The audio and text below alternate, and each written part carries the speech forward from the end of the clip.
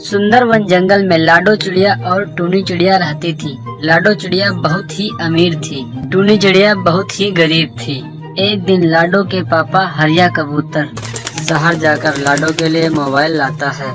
लाडो बिटिया, मैं तुम्हारे लिए देखो मोबाइल लाया हूँ। पापा, मैं तो मोबाइल में कार्टून देखूंगी। ठीक है बेटा, जो तुम्हारा मन करे वो देखना। लाडो अब सारा दिन मोबाइल में कार्टून वीडियो ही देखती थी। टूनी चिड़िया इधर मन ही मन में सोच रही थी, पता नहीं क्यों लाडो जंगल में घूमने नहीं आती है। लगता है लाडो की तबीयत खराब हो गई है। मुझे लाडो की मुलाकात करनी चाहिए। इतना सोचकर टूनी चल देती है लाडो की मुलाकात करने के लिए और देखती है कि लाडो के पास एक मोबाइल है। वह मोबाइल में कार्टून वीडियो देख रही थी।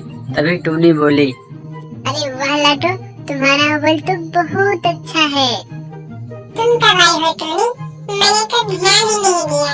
आओ, तुम भी देखो मोबाइल। टूनी और लाडो दोनों मोबाइल देखने लगती हैं। दूसरे दिन भी पहुंच जाती है टूनी लाडो के घर मोबाइल देखने। अब जंगल के सारे पक्षी टूनी से कहते हैं, टूनी, तुम लाडो के घर क्या करने जाती हो?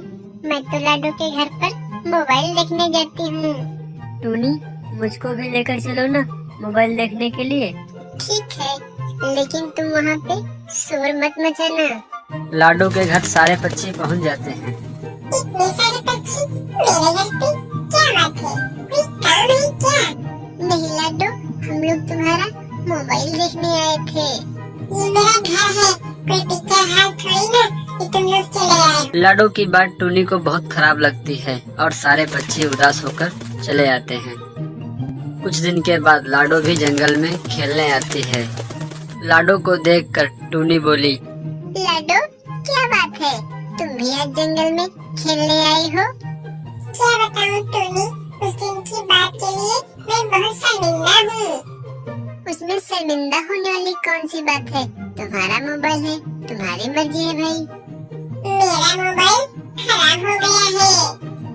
इसीलिए कहती हूँ, हमको किसी भी चीज पे घमंड नहीं करना चाहिए।